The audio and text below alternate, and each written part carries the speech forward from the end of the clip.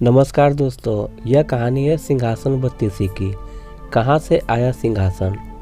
प्राचीन समय की बात है। उज्जैन में राजा भोज राज करते थे। वह बड़े दानी और धर्मात्मा थे।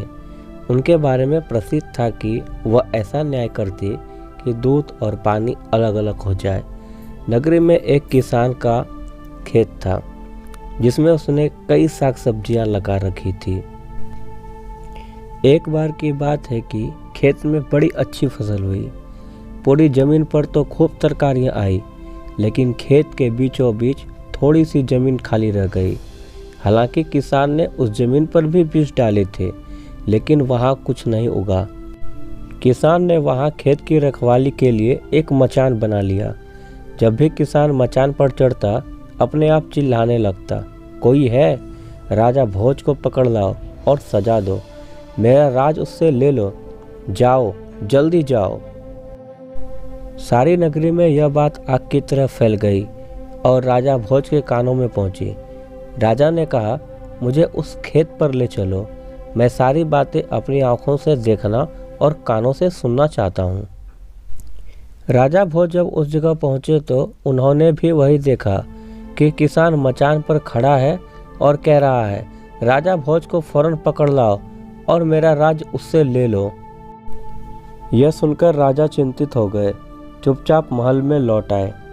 उन्हें रात भर नींद नहीं आई। सवेरा होते ही उन्होंने राज्य के ज्योतिषियों और जानकार पंडितों को इकट्ठा किया। उन्होंने अपनी गोपनीय विद्या से पता लगाया कि उस मचान के नीचे कुछ छिपा है। राजा ने उसी समय आज्ञा दी कि उस जगह को खुदवाया जाए। खोदते खोदते जब काफ़ी मिट्टी निकल गई तो अचानक एक सिंहासन प्रकट हुआ। सिंहासन के चारों ओर 8-8 पुतलियां, यानी कुल 32 पुतलियां खड़ी थी।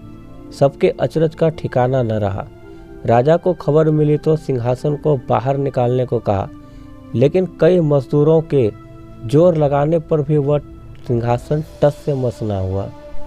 तब एक पंडित ने कहा कि यह सिंहासन देवताओं का बनाया हुआ है, अपनी जगह से तब तक नहीं हटेगा जब तक कि राजा स्वयं इसकी पूजा अर्चना ना करे।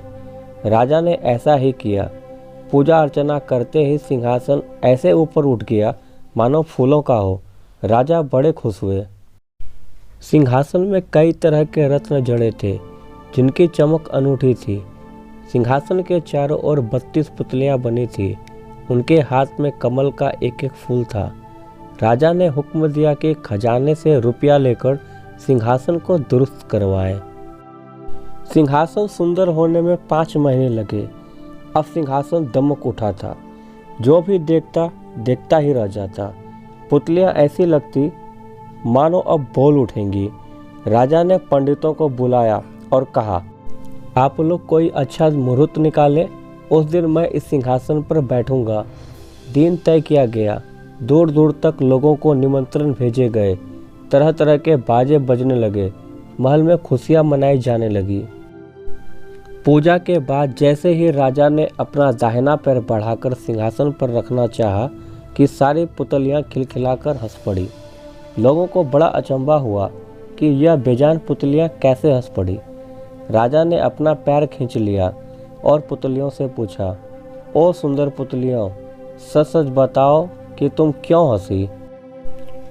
पहले पुतले का नाम था रत्न मंजरी। राजा की बात सुनकर वह बोली, राजन, आप बड़े तेजस्वी हैं, धनी हैं, बलवान हैं, लेकिन इन सब बातों का आपको घमंड भी है। जिस राजा का यह सिंहासन है वह दानी, वीर और धनी होते हुए भी विनम्र थे, परम दयालु थे। राजा बड़े नाराज हुए। पुतली ने समझाया, महाराज, यह सिंहासन परम प्रतापी और ज्ञानी राजा विक्रमादित्य का है। राजा बोले, मैं कैसे मानूं कि राजा विक्रमादित्य मुझसे ज़्यादा गुणी और पराक्रमी थे। पुतली ने कहा, ठीक है, मैं तुम्हें राजा विक्रमादित्य की एक कहानी सुनाती हूँ। सिंहासन बत्तीसी की पहली पुतली रत्नमंजरी ने सुनाई एक कहानी।